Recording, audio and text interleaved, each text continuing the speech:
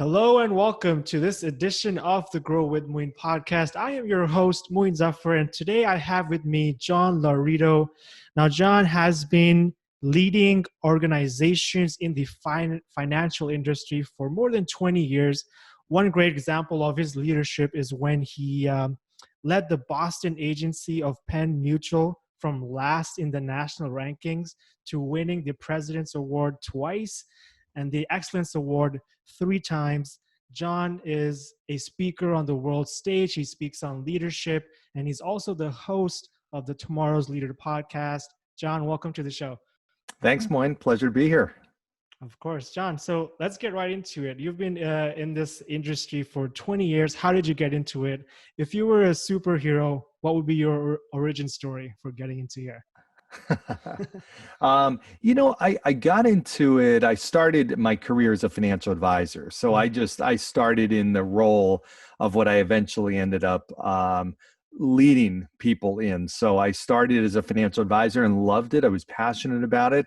But somewhere along that road, I got a taste of leadership and just was bitten by the bug. I just loved it and have always been intrigued by it. And even as a kid, was always amazed by certain people that had a lot of influence and impact and could ultimately lead companies or organizations or sports teams or countries even into great places. And so I got my first opportunity first real opportunity in the late 1990s and never turned back, just kept going with it.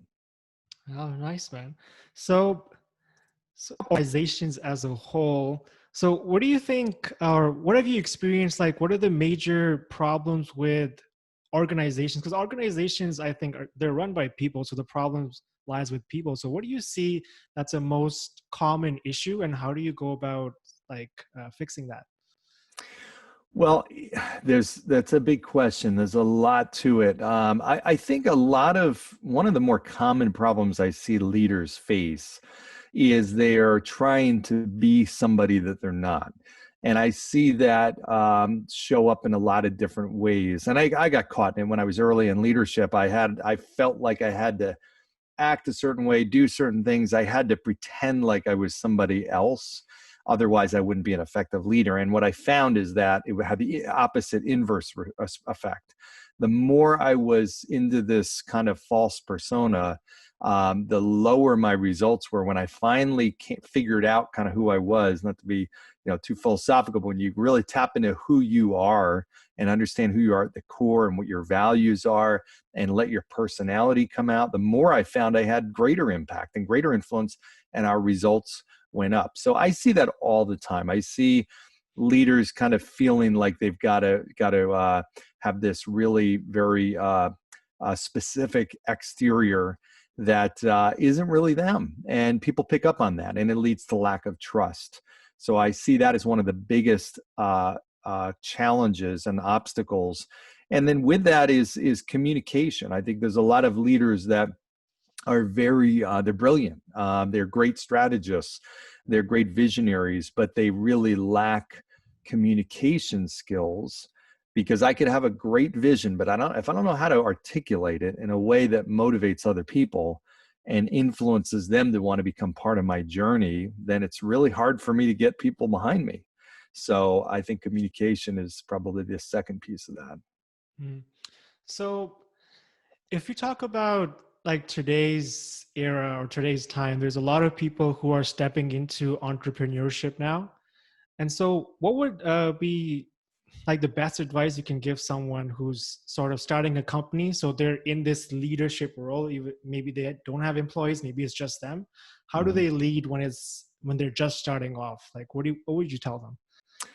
I would tell them a few things. One is you have to understand and be really clear on what problem you are trying to solve. There's a lot of entrepreneurs that don't really know how to answer that, or what kind of need you're trying to fill. What are you actually doing, and how do you do it? So I think that's the first thing. Secondly is you have to go into it and understand it is going to be tough. I mean, there's no challenge, there's no question about it. You're going to hit challenging times. It doesn't matter how great you are, doesn't matter how much demand there is for what you do. The challenges are going to be there. They may look a little different and at different phases be bigger or smaller, but you're always going to have them. And to not get thrown off and discouraged by the fact that you may, everybody loves the thought of starting a new business. You're now what we call an enthusiastic beginner. Right. And then when you get into it a little bit, you realize, wow, this is really tough. And in some cases it's lonely and it's heart-wrenching some days. But you're now at what we call the disillusioned learner phase. But if you keep going, you're going to turn that thing around and you're going to push through those challenging times. And ultimately, if you have a great service or product, and ultimately you have great people, because that's the other piece of it, then you are ultimately going to, and you can solve a need and provide and solve a problem, you're going to and can be successful. You just have to realize that. People are incredibly important. As you are, you're learning to lead yourself. That's the most important thing. And then as you build your organization, attracting the right people to your organization. I see people, entrepreneurs that get caught with sticking with somebody, whether it's a partner or it's an assistant or a staff person or it's a marketing person or whatever, that ultimately is not the caliber that they're looking for and want, but they stay with them because it's just easy to stay with somebody. And that holds an organization back, that holds that entrepreneur back from big growth. Mm. So it looks like an important part of leadership is working on yourself. And I wanted to ask the question because you had a quote on your Instagram and it said that you can either be the go-to person for everything or you can be the leader. And so I thought about, it's sort of a trend or a culture right now where people are posting things, what they read about. Some CEO reads 50 or 100 books a year. And so a lot of people want to get into reading and learning. But from learning, you can become the go-to person for everything. But how do you distinguish from the learner from the reader? Like, what's the difference there? Well, I think you have to realize, and what I meant by that quote, that learning is a never-ending process. You never stop learning. It's a journey that you're on to learn more and more, and you learn in many, many different ways. Reading is one of them. But I see leaders that oftentimes position themselves, either intentionally or unintentionally, sometimes it's unintentional, as the go-to person for everything. There are some people that want that. They truly crave that. They want the control, whether it's, marketing or it's new business process or it's manufacturing or design or whatever. They want to have their hands in everything in a big way. And then there are others that just unintentionally they do that. And what happens, it slows the organization down. It doesn't allow that leader to do what he or she needs to be doing. And that's leading the organization. It's kind of like, could you imagine if the pilot of a plane was also the crew member and the flight attendants and was also, doing everything, prepping before the flight, getting all the food ready and everything like that. That would be pretty scary. They couldn't do that. They couldn't fly the plane. They're the leader. They're the captain of the ship, so to speak. So I see leaders get caught up in that in many, many ways, in many situations, and then you can't grow. They can't. You're tethered to those responsibilities that you've now positioned yourself to absorb. So delegate is what you're saying, so that you're making time, giving time for yourself to make those executive decisions. Well, yes, but I'll add another D to that. It's delegate and develop. So I see a lot of people, it's not just as easy as just saying, okay, go do this, and then let me turn my attention to something else. You have to put it in the right person's hand. You have to work with them. You've got to develop them so that they ultimately can do it at a high level. But yes, you have to get things off your plate in order to lead effectively and grow your organization. And so, so when your organizations have people, you make sure that you're growing. And so how do you make sure the people in your organization are also growing and are happy to be there too? Well, I think that's part of it is you're setting the example. I think if you grow in a number of different ways, you should be investing in yourself. I invest in my own development. I'm responsible for my own development. We each are. We're each responsible for our own development. Now, I learn from other people. I learn from, like you do, doing podcasts. I have guests on my podcast. I learn from them all the time. I hire a coach. I pay a coach that's been coaching me for many years, even though I'm a coach. Mm. Everybody needs one. And even Fortune 50 CEOs, they all have one. They have an advisor that's there to bounce ideas off of, and that's what you need. That's part of your development. Reading, like you said, and also learning from your own as well as other people's experiences. I'm a keen observer of what is going on around me. So when I've been in companies, I've been a new person at a company, and I've had leaders, good or bad. I've learned from them. I've learned from what other people do. I've learned from my own actions. Thinking back, okay, what did I do right? I just had this conversation with somebody this morning. Hey, how would you change that? If you went back, what would you do differently? What would have changed a different outcome? How could we have made that better? I'm constantly doing that, and that's how you invest in your own development as well. So the aspect of getting support here, like you said, you have a coach yourself and you coach people, but you're working on your own personal development. Mm-hmm. And so there's a culture that also exists where people want to do everything on their own without getting support. How have you seen that like pan out in organizations, and how toxic can that be for a company? I think it can be very toxic. I do see that. There's a certain type of person, and I was like this for a period of time, where you want to figure it out on your own. Mm. I kind of justified it by saying, hey, that's how I learn best, is I just work on my own at it. But what you do is you cost yourself a lot of time. You cost your company a lot of money. You cost time for other people, because if I'm not the best version of myself, then I'm not able to do and impact as much as I can, which means someone else pays a price for that. Either someone else is going to come in and pick up the stuff that I wasn't able to do, or they've got to do over what I did wrong, or in some cases, they're not going to be the best version of them because I'm not able to impact them the best way, if that makes sense. So I think when we live in a silo and we choose to, because that's a decision I make. So if I make a decision that, hey, I'm going to just go about life and figure it out on my own and learn from my own lessons of right and wrong and success and failure, then I'm not fast tracking myself enough, which again, there's a selfish part of that, but there's the unselfish part of, hey, I'm not helping as many people as I can and impacting the people around me if I'm not developing faster. So that's the way I think people need to look at it. Yeah, so I guess what you're saying is that you can do things on your own, but if you get support, it's more efficient. And like you said, you can fast track your own development or your own companies, right?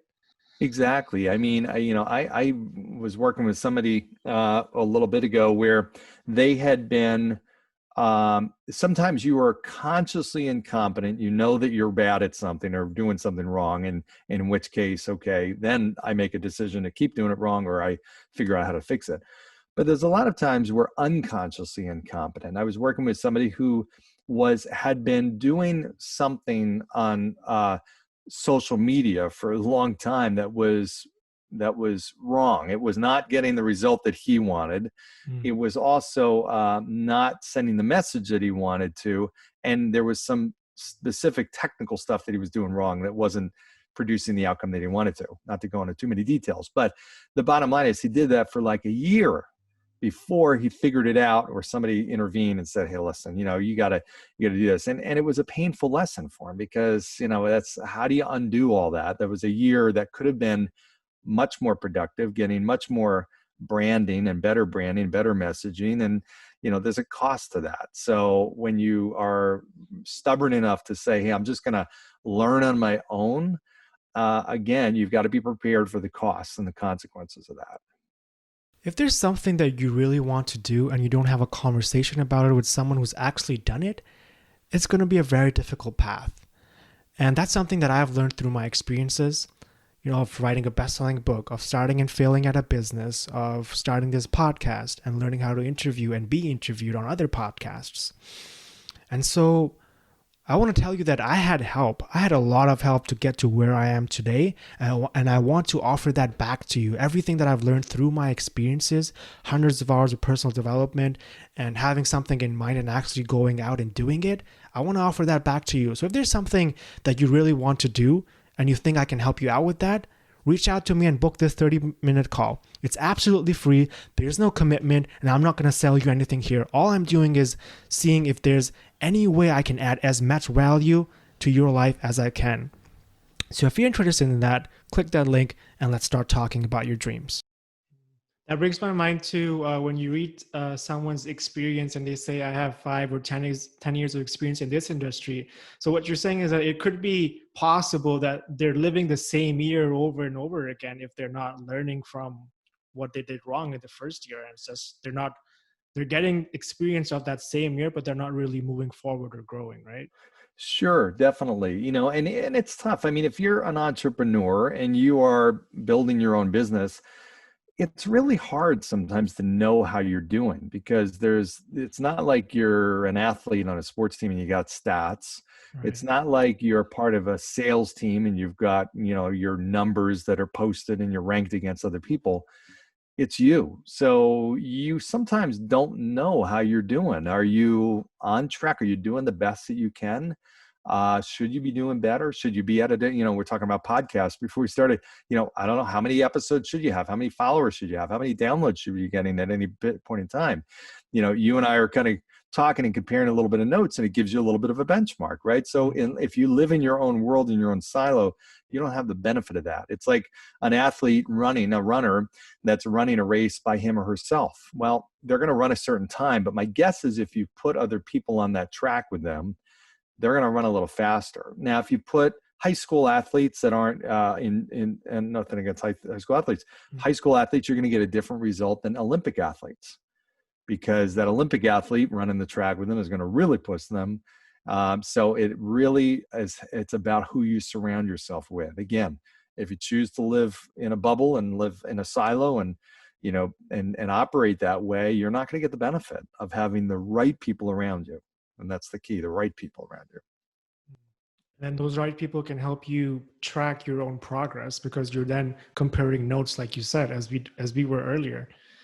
Yeah, absolutely. If I want to get better financially, I need to surround myself with people that are better than me financially. If I want to get better physically fit, more physically fit, I need to surround myself with people that set the right example. If I want to be a better podcaster, I should surround myself with people that are much better than me. If I want to be a great leadership consultant, I need to be immersed myself in a pool of people that are significantly better or further ahead than I am. And that's how I learn. Yeah, John. So speaking of, your own personal development, so you've been in this industry for a long time, and obviously it's not been a smooth ride, I'm assuming. So what was one of your biggest challenges that you had to overcome to be thought of as someone who's a leader in this industry? And then how do you overcome that challenge? How did you do it? I think one of the biggest challenges is you're always, and I'm going to speak for myself, you're always kind of trying to, I'm not a boastful person, and I'm not I'm kind of a walk softly, carry a big stick, and I always have been. Let my results talk for myself. Well, sometimes you have to change that a little bit, because in order to influence people, they have to understand where you've been and what you've done. So, you read my bio at the beginning, and that may grab some people's attention if they hear that I've done some certain things, that I accomplished a lot or turned some organizations around or whatnot. So I think as a leader, you have to walk that fine balance between being humble, but at the same point, you have to realize you have to be open, and you have to be able to communicate what you've done before, because I think part of it is people want to follow somebody that's had success, and they want to know that the leader knows the way, and that he or she is going to be able to take them there the fastest way possible, the least amount of bumps in the road. And part of that is letting them know, hey, you know what? I get it. I've been there. I've done it. Here's what I've done. And for me, that was hard at times to do that. I kind of wanted my results to just bubble up to the surface and let people know that. And sometimes you got to get out there and you got to say, hey, here's what I've done. I want to help you. I'm not sharing that for any other reason other than I'm in a position to help you, and I want to help you. I want to help a lot of people, that's, I think, sometimes a challenge for people. That was for me. And then, so what about people who don't have, things under their belt yet? Maybe they're just starting off. What, how do you, how do you make, how do you make the others see you as a go-to expert when you're just starting off, but you know you're good at it? Yeah, that's a great question. So I think what you have to do is realize it's all about getting 1% better every single week. If I can get 1% better every single week and do that consistently over time, I'm going to be unbelievably effective. Mm. And if I'm 1% better than somebody else at something, then I'm in a position to help them. So part of it is, let me get a little bit of success. So if I'm an up and coming leader and I'm just getting into leadership, I want to focus on the task in front of me. Maybe it's to lead a team of 3 people. Well, I want to make sure that I do the best job I can with leading these 3 people. I'm not going to worry about being the CEO of a company yet. Let me just focus on being the best leader of these 3 people and help them the best way possible. And then when I do that, I've got something to talk about. And then that will help me then lead 5 or 10 or 15 people. And then I've got a success I can talk about, and that will help me then keep going. It's just one step at a time, and just focus on the small little victory. Even if it's one person that you're leading, can I lead this person? Can I help them do something that they wouldn't have been able to do without my help? And that's really what leadership is. I like that answer. Small steps towards progress. And Yeah. so, I want to bring our attention to the time we're in now. Obviously, COVID is happening and things are closing down, and I'm sure you've seen some challenges in leadership and people leading organizations, because it is a difficult time.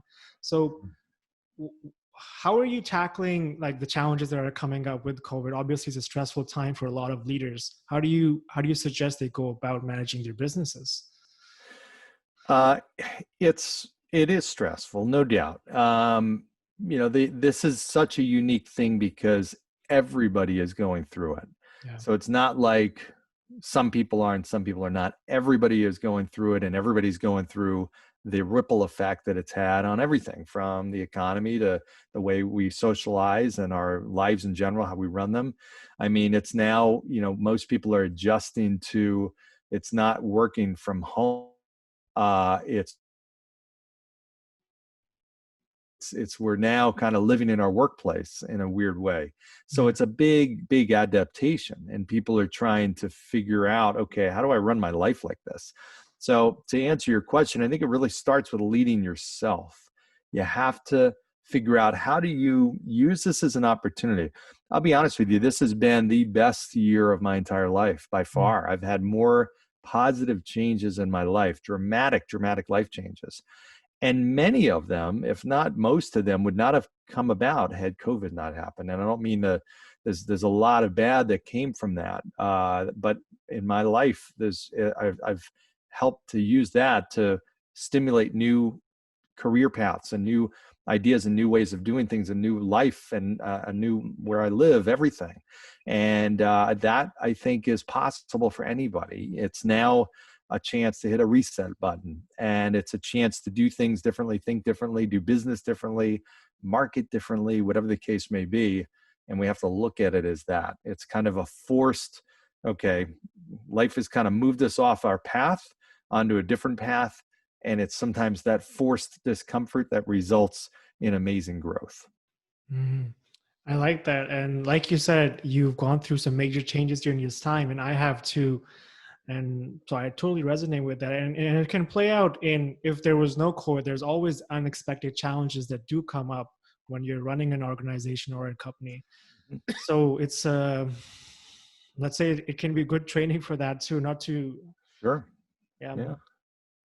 You have Uh, to adapt. And I've seen businesses that, I was talking to, I had 2 uh, clients that ran very similar, or one was a client that, and another was not, but they ran very similar businesses. And one was telling me that how their business was totally shut down because of COVID. And the other was telling me how great business is because of COVID. 2 exact businesses, same business model. One was immobilized and paralyzed by everything that was happening. The other pivoted really fast, changed their model, changed how they did things, how they attracted new clients, how they serviced their existing clients, and their business was thriving. So a lot of it is a perspective, and it's looking at the same situation, totally different, two different people, and two dramatically different outcomes. Mm, that's a good story. So you mentioned fear, and then obviously there's an element of risk in running a business too. So how do you manage fear and risk? Because sometimes as entrepreneurs know that you take on the fear and there's success, but what's the line there? Like if you're fearful of something, you do it, and sometimes you get success, but sometimes you do it and it's the wrong path. How do you manage fear and risk in business? Well, I think they're two very different things. Mm, Fear can come from taking a risk, mm, but fear can come from doing something you know is right, and it's just you haven't done it before, so it's uncomfortable. If I am going to, and you might even know it's perfectly safe, but if I'm going to go and speak on a stage and I haven't done it before, and I'm being asked to speak on a stage because of something I've done well and I can help other people, well, I know going up on that stage is going to help people. mm, I know it's still going to scare me if I haven't done it before. So that's fear. That's not risk, but that's a fear that results from just growth, stepping outside your comfort zone and doing something you haven't done before. mm, Risk is different. Risk is where there's a consequence if you do it wrong or if it fails, that may be significant. And in which case you've got to analyze that and say, okay, is the potential reward versus the worth the potential risk? What are the chances? And every situation is a little bit unique. But I think people don't grow because they don't face their fears. I think that more people live with regret because they don't face their fear. I think more people live in depression because they don't face their fear. It's not that people that have these wildly successful lives are not fearful. I can almost guarantee that. It's that they've just overcome certain fears and they know how to manage them. They've gotten through them. So there was a time speaking on a stage scared the you know what out of me. I used to have panic attacks, literally. And I just got to the point where I did it enough where it doesn't. And not only did it not scare me, I really thrived and I loved it. And it became a passion, which it is today. But it wasn't always that way. And I remember there were times where talking to one person would scare me to death. And, so I think that fear is going to be there for everybody. It's how you deal with it and how you can stretch your comfort zone and then overcome it. I like that. And I can relate that to even starting a podcast, and having people interview you or being interviewed, or when you're interviewing someone. There's an Yeah. element of fear when I started, at least. But the more, like you said, the more you do it, the more you're accustomed to it, the more you're growing, and then you can even Mhm. thrive on it, like you said. Yeah, I remember I felt it the same way. I mean, I felt the same way. I doing a podcast was like, what? And even though I had spoken on stages across the world to thousands of people, the thought of doing a podcast and putting it out on social media, I'm like, I don't know how I feel about that. There was a major fear factor and discomfort with that. So it's kind of funny. It's something different. It's something new. Most people have a little fear with anything new that they try to do. Yeah. Well, John, I want to thank you for sharing all your wisdom here and your knowledge. I'm sure people who are listening are going to learn something and maybe do something positive. And so, what's before I let you go, what's one place people can find you, reach out to you, and Mhm. hear more from you? Sure. They can check out my podcast, which is Tomorrow's Leader. So you search podcast for Tomorrow's Leader with John Laurito. They can go to my website, which is Laurito Group, LAURITOGROUP.com, or email me at john@lauritogroup.com. Awesome. Thank you, John. I'll leave all your links in the show notes. Great. All right, Thank man. you, Moin. It was a pleasure being here. I really enjoyed it. Yeah, it was a great conversation, man. Great.